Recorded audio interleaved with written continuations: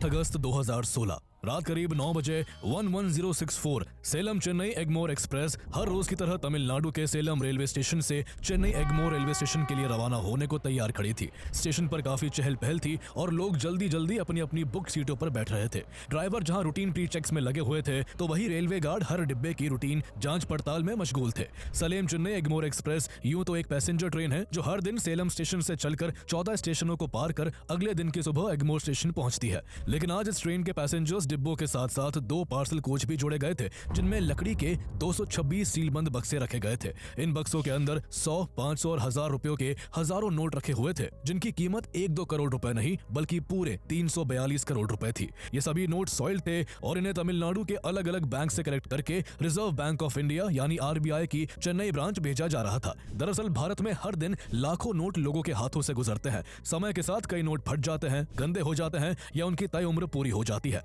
ऐसे नोटों को बैंकिंग में सॉइल्ड करेंसी कहा जाता है। इन नोटों को बैंक से इकट्ठा करके RBI को भेजते हैं जहां उन्हें डिस्ट्रॉय करके उनकी जगह उतनी ही कीमत के नए नोट छापे जाते हैं। ये 342 करोड़ जिन 2 पार्सल कोच में रखे हुए थे वो पूरी तरह से सील किए गए थे और इन रुपयों को सुरक्षित तय जगह पहुंचाने के लिए 18 पुलिस वालों को पार्सल कोच के बाद वाले डिब्बे में मुस्तैदी से तैनात किया गया था। इसके कुछ देर बाद गार्ड हरी झंडी दिखाते हैं और पैसेंजर्स और पार्सल कोच को लेकर सेलम चेन्नई एगमोर एक्सप्रेस लंबा हॉर्न देते हुए धीरे धीरे सेलम स्टेशन को छोड़ने लगती है। आम यात्रियों के लिए ये एक सामान्य यात्रा थी। कोई स्टेशन छोड़ने आए अपने रिलेटिव्स को बाय कर रहा था तो कोई अपने ही ख्यालों में खोया हुआ था।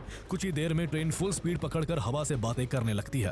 रात धीरे धीरे गहरी होती चली जाती है। कुछ लोग खिड़कियों के पास ठंडी ठंडी हवा का आनंद ले रहे थे तो कई लोग घर से लाए खाने को निपटाने में लगे हुए थे। कई बच्चे मोबाइल में मशगूल थे तो कोई सोने की तैयारी कर रहा था। सभी 18 पुलिस वाले भी पार्सल कोच के बगल वाले डिब्बे में बंदूक के साथ पूरी तरह अलर्ट होकर बैठे हुए थे। किसी को भी दूर दूर तक ये अंदाजा नहीं था कि रात के अंधेरे में इस ट्रेन की छत पर 5 ऐसे लोग भी सवार हैं जो कुछ ही देर में भारत के इतिहास की सबसे बड़ी ट्रेन रॉबरी को अंजाम देने वाले हैं। ट्रेन जैसे ही सिटी से निकलकर रिमोट इलाके में एंटर करती है, ट्रेन की छत पर मौजूद वो 5 चोर बहुत ही खामोशी के साथ पार्सल कोच की छत तक पहुंच जाते हैं और बैटरी ऑपरेटेड कटर से एक पार्सल कोच की छत को काटना शुरू कर देते हैं। उन चोरों को इस मौके का बड़ी बेसब्री से इंतजार था। उन्होंने इसके लिए कई दिनों तक स्टेशनों की काफी बारीकी से रेकी की थी और उन्हें इस ट्रेन की कोच पोजीशनिंग, सिक्योरिटी मैनुअल और RBI को पैसे भेजे जाने वाले दिनों की पूरी जानकारी थी। सेलम स्टेशन से एगमोर स्टेशन के बीच विरुधाचलम स्टेशन पड़ता है। उस समय तक सेलम से विरुधाचलम तक इलेक्ट्रिक रूट की फैसिलिटीज नहीं थी, इसलिए इन दोनों स्टेशंस के बीच सभी ट्रेनें डीजल इंजन के साथ चलती थी।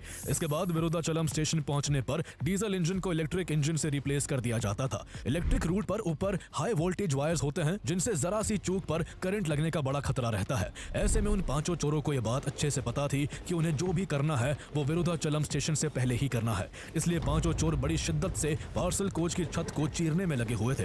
पसीना बह रहा था, ट्रेन रफ्तार से हिलकोरे ले रही थी, लेकिन इसके बावजूद उनको ना तो गिरने का डर था और ना ही उनके हाथ कांप रहे थे। उनका निशाना उन करोड़ों रुपयों पर था जो उनसे बस कुछ ही फासले पर थे।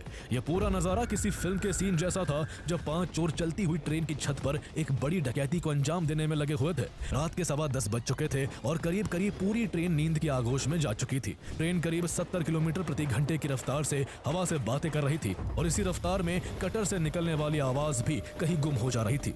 हर सेकंड की कीमत थी क्योंकि विरुधाचलम अब ज्यादा दूर नहीं था। ऐसे में वो लोग लगातार अपना कटर चलाए जा रहे थे और इसका नतीजा ये हुआ कि वो जल्द ही एक पार्सल कोच की छत में 2 फीट लंबा और 2 फीट चौड़ा सुराख करने में सफल हो जाते हैं। 5 का चेहरा खुशी के मारे चमक उठता है और तभी उनमें से 2 लुटेरे बिना कोई आवाज किए रस्सियों के सहारे छत से पार्सल कोच के अंदर उतर जाते हैं जहां लकड़ी के बक्सों में करोड़ों रुपए रखे हुए थे। नीचे उतरने के तुरंत बाद दोनों लुटेरे पहले एक बक्से के ताले को तोड़ देते हैं और उसमें रखे सारे नोटों को एक लुंगी में लपेटने लगते हैं। उस बक्से को पूरी तरह से खाली करने के बाद वो एक एक कर 3 और बक्सों के ताले तोड़ते हैं और उनसे भी नोटों को निकालकर लुंगियों में भर लेते हैं। इस तरह वो कुछ ही देर में इतने पैसे लूट लेते हैं कि उनकी 6 लुंगियां उन नोटों से खचाखच भर जाती है। उनकी हसरत यूं तो और भी पैसे लूटने की थी, लेकिन समय तेजी से निकल रहा था और कुछ ही मिनटों में वृद्धाचलम स्टेशन आने वाला था। ऐसे में दोनों दोनों चोर ऊपर बैठे अपने साथियों को पैसों से भरी हुई लुंगियां पकड़ा देते हैं और खुद भी रस्सियों के सहारे पार्सल कोच की छत पर चढ़ जाते हैं। इसके बाद पांचों लुटेरे बेसब्री से वायलोर ओवरब्रिज का इंतजार करने लगते हैं, जहां उनके कुछ साथी पहले से ही वैन लेकर खड़े थे।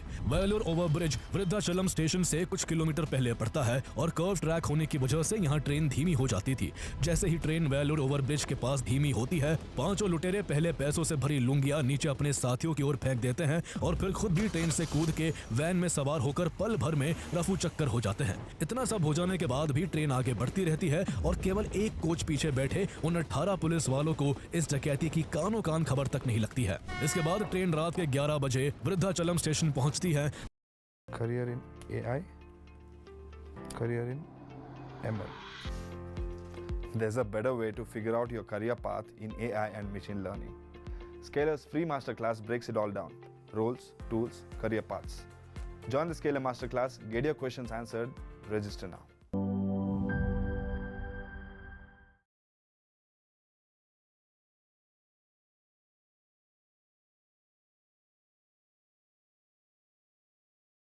Hey Player One, do you think you're ready for this?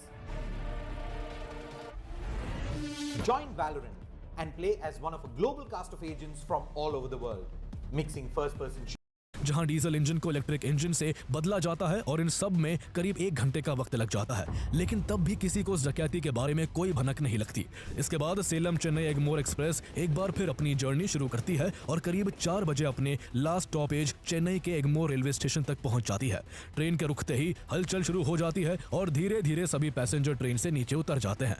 इसके बाद पार्सल कोच की सुरक्षा के लिए तैनात किए गए 18 पुलिस वाले भी नीचे उतरकर तय रूटीन के हिसाब से पार्सल कोच को घेर कर खड़े हो जाते हैं। उन्हें अब भी कोई अंदाजा नहीं था कि वो जिस पैसों से भरे डिब्बे की घेराबंदी करे हुए है, उसमें कई घंटे पहले ही डाका डाला जा चुका है। कुछ देर बाद वहां पैसों को लेने आरबीआई के ऑफिसर्स भी पहुंच जाते हैं। पहले पार्सल कोच को खोला जाता है, जिसमें सब कुछ नॉर्मल था और सभी नोटों के बक्से करीने से रखे हुए थे। लेकिन जैसे ही आरबीआई ऑफिसर्स दूसरे पार्सल कोच का गेट खोलते हैं, अंदर का नजारा देखकर उनकी आंखें खुली की खुली रह जाती है। छत में एक बड़ा सुराग नजर आ रहा था और उस सुराग से आती रोशनी इधर उधर बिखरे हुए बक्सों और उनसे चोरी हुए नोटों की पूरी गवाही दे रही थी। फर्श पर कई 100, 500 और 1000 रुपयों के पुराने नोट बिखरे पड़े थे। यह साफ था कि ट्रेन की छत को काटकर कोई अंदर आया था और काफी सारे नोट लेकर चंपत हो गया था। इससे कुछ ही मिनटों में स्टेशन पर पैनिक फैल जाता है और तुरंत उन नोटों की गिनती शुरू हो जाती है।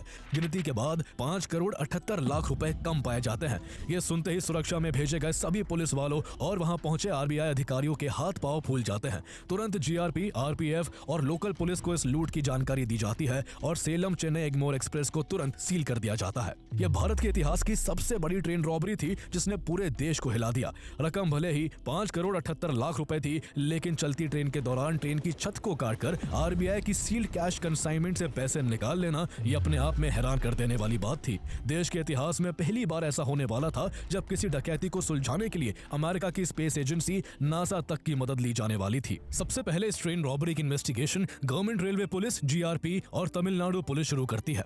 ट्रेन की छत के सुराग, बॉक्सेस के ढक्कन, फ्लोर, हर जगह से सैंपल्स लिए जाते हैं। जब गहराई से जांच की जाती है तो कुछ आदमियों के फिंगरप्रिंट और एक जगह से खून की छोटी बूंदें दिखाई देती है। ऐसा लग रहा था जैसे जल्दबाजी में किसी लुटेरे की उंगली में कट लग गया था। ये सैंपल्स फॉरेंसिक के लिए भेजे गए। इससे उम्मीद जगी कि जल्द ही उन लुटेरों तक पहुंचा जा सकेगा, लेकिन काफी जांच पड़ताल के बाद भी तमिलनाडु में एक्टिव चोरों से न तो फिंगरप्रिंट मैच हो सके और न ही खून की बूंदें केस को आगे बढ़ाने में मदद कर पाई।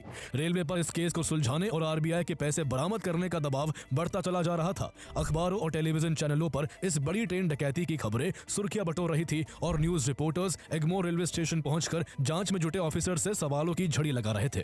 कोई इसमें पुलिस वालों की मिली भगत का आरोप लगा रहा था तो किसी को इसमें रेलवे और आरबीआई के एम्प्लॉइज के शामिल होने का शक हो रहा था। ऐसे में इन्वेस्टिगेटर्स द्वारा सिक्योरिटी स्टाफ, आरपीएफ जवान, सुपरवाइजर्स और लोडिंग स्टाफ सबसे लंबी पूछताछ की गई, लेकिन किसी के खिलाफ कोई सबूत नहीं मिल सका। दिक्कत यह थी कि इस इंसिडेंट का ना तो कोई सीसीटीवी फुटेज था और ना ही कोई डायरेक्ट विटनेस था, इसलिए केस काफी ज्यादा मुश्किल था। इसी वजह से सिर्फ 2 दिन बाद 11 अगस्त 2016 को यह केस तमिलनाडु की सीबीसीआईडी को सौंप दिया जाता है।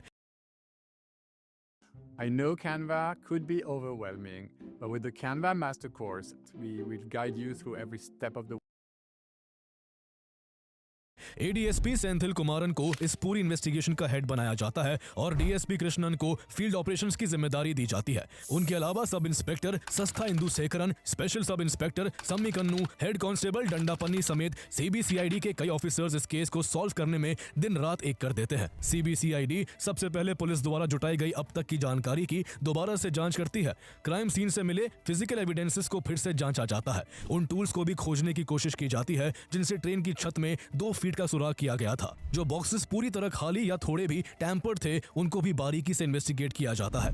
इतना ही नहीं, ट्रेन द्वारा सेलम और एग्मोर के बीच तय किए गए 350 किलोमीटर रूट को भी दोबारा ट्रेस किया जाता है और रास्ते में आने वाले हर लोकल पुलिस स्टेशन को अलर्ट करके रूट पर मौजूद रेलवे स्टेशन से सीसीटीवी फुटेज कलेक्ट की जाती है। लेकिन ये सब भी काम नहीं आया और इन्वेस्टिगेटर्स के हाथ पूरी तरह खाली थे। इस केस में सबसे बड़ी प्रॉब्लम ये थी कि चोरी हुए नोट्स के सीरियल नंबर्स रिकॉर्ड नहीं किए गए थे। इस वजह से इन्वेस्टिगेटर्स के लिए चोरी हुए पैसों को ट्रैक कर पाना लगभग नामुमकिन था। ऐसे में उन्हें कॉर्पोरेटिव और सर्कमस्टेंशियल एविडेंस के साथ साथ आई विटनेस स्टेटमेंट्स पर भरोसा करना पड़ा। इन्वेस्टिगेशन के तहत सीबीसीआईडी की टीम्स ने कई स्टेट्स का दौरा किया और उन्होंने 2000 से ज्यादा लोगों से पूछताछ की, लेकिन उन्हें कोई भी ठोस जानकारी नहीं मिल सकी। इस तरह लगभग 2 साल गुजर जाते हैं, लेकिन ये केस कहीं से भी सुलझता नजर नहीं आ रहा था। चोर मजे से खुली हवा में सांस ले रहे थे और इन्वेस्टिगेशन टीम का हर दाव फेल हो गया था। हर तरफ से नाकाम होने के बाद आखिरकार सीबीसीआईडी ने इस मामले को सुलझाने के लिए आईटी एक्सपर्ट्स की मदद लेनी शुरू की। आईटी एक्सपर्ट्स को 8 और 9 अगस्त 2016 की रात सेलम के चेन्नई के बीच सेलम चेन्नई एग्मोर एक्सप्रेस के रनिंग आवर्स के दौरान एक्टिव रहे सभी मोबाइल नंबर्स का डेटा निकालने का काम सौंपा गया। डेटा एनालिसिस के दौरान कुछ ऐसे मोबाइल नंबर सामने आए जो ट्रेन की स्पीड के साथ साथ अपना लोकेशन बदल रहे थे, यानी ये नंबर उसी रूट पर लगातार मूव कर रहे थे और इनमें से कुछ नंबर्स ने आपस में कांटेक्ट भी किया था। जब इन नंबर्स की डिटेल खंगाली गई तो पता चला कि ये सभी मध्य प्रदेश के एक ही इलाके से जारी किए गए थे। लेकिन केवल मोबाइल नंबर्स की ट्रैकिंग से ये तय नहीं किया जा सकता था कि यही लोग ट्रेन रॉबरी के पीछे थे, क्योंकि ये नंबर उसी दिन ट्रेन में ट्रैवल कर रहे हजारों पैसेंजर्स में से किसी के भी हो सकते थे। मामला अभी भी अधूरा था, इसलिए सीबीसीआईडी ने इस केस को आगे बढ़ाने के लिए अमेरिका की स्पेस एजेंसी नासा की मदद ली। टीम ने नासा से उस रात सेलम से चेन्नई के बीच के इलाके की हाई रेजोल्यूशन सैटेलाइट इमेजेस मांगी और उन इमेजेस का काफी डीप एनालिसिस किया। इन इमेजेस में जर्नी के दौरान ट्रेन की रूफ पर कई लोगों जैसी आकृतियां दिख रही थी। खास बात यह थी कि ये शेप्स वृद्धाचलम के आसपास अचानक गायब हो गई, यानी साफ था कि ये चोरी डीजल इंजन के बदले जाने से पहले की गई थी। ऐसे में धीरे धीरे इस केस की परतें एक एक करके खुलने लगी। मोबाइल डेटा और सैटेलाइट विजुअल्स को मिलाकर सीबीसीआईडी इस नतीजे पर पहुंची कि इस ट्रेन रॉबरी में करीब 11 लोग शामिल थे और ये सभी सस्पेक्ट्स मध्य प्रदेश के रहने वाले थे। इसके बाद सीबीसीआईडी इन चोरों को पकड़ने के लिए लगातार छापेमारी करने लगी। मध्य प्रदेश पुलिस से कांटेक्ट कर उन्हें इस पूरे केस से अपडेट किया गया और चोरों को पकड़ने में मदद मांगी गई। इसका नतीजा ये हुआ कि डकैती के करीब 2.25 साल बाद 12 अक्टूबर 2018 को सीबीसीआईडी ने मध्य प्रदेश के रतलाम के रहने वाले दिनेश पारदी और रोहन पारदी को तमिलनाडु के चेन्नई से अरेस्ट कर लिया। दोनों को हिरासत में लेकर उनसे पूछताछ की गई। पहले तो दोनों बातों को घुमाते रहे, लेकिन सख्ती दिखाने पर वो जल्दी ही टूट गए और उन्होंने ये एक्सेप्ट कर लिया कि वो इस ट्रेन रॉबरी में शामिल थे। पूछताछ में पता चला कि इस ट्रेन रॉबरी को पारदी गैंग ने अंजाम दिया था और इसका सरगना मोहर सिंह पारदी था। इसके बाद सीबीसीआईडी मध्य प्रदेश गई, जहां पता चला कि इस केस के बाकी सभी आरोपी दूसरे मामलों में पहले से ही यहां की दूसरी जेलों में बंद थे।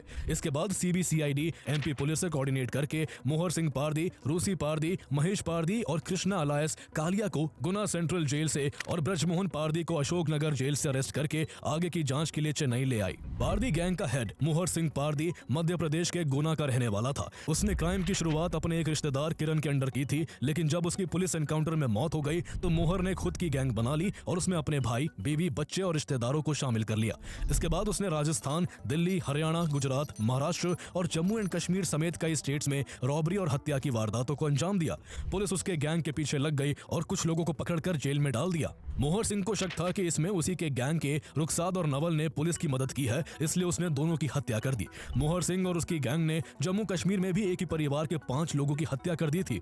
ऐसे में कई स्टेट्स की पुलिस उसके पीछे पड़ी हुई थी, इसलिए गिरफ्तारी के डर से मोहर सिंह अपने गैंग के साथ भागकर साउथ इंडिया चला गया और बचने के लिए जगह बदल बदल कर रहने लगा। इन्वेस्टिगेशन के दौरान पता चला कि मोहर सिंह साल 2016 में अपने गैंग के साथ तमिलनाडु के सेलम चला गया था और रेलवे ट्रैक्स के पास बनी झोपड़ियों में रहने लगा था।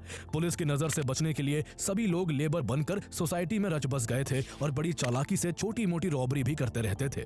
इसी बीच मोहर सिंह सेलम के एक लोकल गैंग के कांटेक्ट में आया, जिससे उसे आरबीआई तक जाने वाले गंदे और पुराने नोटों के बारे में पता चला। उसे ये भी मालूम हुआ कि ये पैसे किस ट्रेन से कब और कैसे जाते हैं। इसके बाद से ही मोहर सिंह ने बैंक के इन पैसों को लूटने की ठान ली और अपने गैंग के साथ मिलकर ट्रेन रूट की पूरी जानकारी जुटाने के लिए अयोध्या पट्टनम और वृद्धाचलम स्टेशन के बीच के रास्ते की हफ्तों तक बार बार रेकी की। इसके बाद उन्होंने कई दिनों तक सेलम चेन्नई एग्मोर एक्सप्रेस के रूट को भी अच्छे से परखा। इससे पारदी गैंग को पता चला कि इस ट्रेन की रफ्तार अयोध्या पट्टनम और वृद्धाचलम के बीच काफी धीमी होती है और सेलम से वृद्धाचलम के बीच इलेक्ट्रिक रूट नहीं है और इस दौरान ट्रेन डीजल इंजन से चलती है। ऐसे में मोहर सिंह पारदी ने ट्रेन को वृद्धाचलम स्टेशन से कुछ किलोमीटर पहले लूटने की प्लानिंग कर ली और 8 अगस्त 2016 की रात वो अपने साथियों के साथ इस चलती ट्रेन की छत को काटकर 5 करोड़ 78 लाख रुपए लूटकर फरार हो गया। लेकिन कहते हैं ना कि बुरे कर्म का फल बुरा ही होता है, ऐसा ही पारदी गैंग के साथ भी हुआ। पारदी गैंग इन पैसों का सही से इस्तेमाल भी नहीं कर पाई और इस लूट के केवल 3 महीने बाद 8 नवंबर 2016 को इंडियन गवर्नमेंट ने ब्लैक मनी को खत्म करने के लिए डीमोनेटाइजेशन की घोषणा कर दी। तब तक पारदी गैंग कुछ प्रॉपर्टीज और कुछ सामान ही खरीद पाई थी और ऐसे में डीमोनेटाइजेशन के बाद उनके पुराने 500 और 1000 के नोट बेकार हो गए। ऐसे में पारदी गैंग ने अपने बचे कुचे करोड़ों रुपयों को आग लगाकर जला दिया। इस बीच मोहर सिंह अपनी गैंग के साथ मध्य प्रदेश जा चुका था और कुछ समय बाद उसे दूसरे केस में जेल हो गई थी। इसके बाद उसे और उसके साथियों को CBCID इस ट्रेन रॉबरी के केस में गिरफ्तार करके तमिलनाडु ले आई। इस तरह इंडिया की इस सबसे बड़ी ट्रेन रॉबरी को सुलझा तो लिया गया, लेकिन इसमें पूरे 730 दिन लग गए थे। इस ट्रेन रॉबरी ने ट्रेन सिक्योरिटी की कई गंभीर लूप होल्स को उजागर कर दिया था। इसलिए इस डकैती के बाद रेलवेज और RBI दोनों ने अपनी सिक्योरिटी को और मजबूत करने पर जोर दिया। हाई वैल्यू कैश कंसाइनमेंट्स के लिए और ज्यादा सख्त रूल्स बनाए गए। इसके बाद जिस कोच के अंदर पैसे रखे जाते थे उसी कोच में पुलिस वालों को बैठाने की अरेंजमेंट की गई। CCTV सर्विलेंस और GPS ट्रैकिंग जैसे कदम उठाए जाने लगे। ट्रेन रूट्स की रिस्क मैपिंग की जाने लगी और नॉन इलेक्ट्रिफाइड रूट्स को और ज्यादा सिक्योर किया गया। लेकिन इस कहानी का सबसे चुभने वाला हिस्सा अभी बाकी था। अनफॉर्चुनेटली हमारे देश का कानूनी सिस्टम अपराधियों के लिए लूप होल से भरा हुआ है और यही वजह है कि इस ट्रेन रॉबरी के मास्टरमाइंड मोहर सिंह पारदी को 2021 में एविडेंस की कमी का हवाला देकर बाइज्जत रिहा कर दिया गया। जेल से निकलने के बाद उसने और भी कई क्राइम्स को अंजाम दिया और हाल ये है कि आज उसके खिलाफ भूमि अतिक्रमण, इल्लीगल कंस्ट्रक्शन, रॉबरी और हत्या जैसे गंभीर आरोपों के लिए 50 से ज्यादा FIR दर्ज है। लेकिन हैरानी की बात यह है कि आज भी वो पुलिस की गिरफ्त से बाहर है। सवाल ये उठता है कि अगर 50 FIR वाला शख्स भी सबूतों की कमी से छूट सकता है तो फिर आम आदमी न्याय की उम्मीद किससे करे।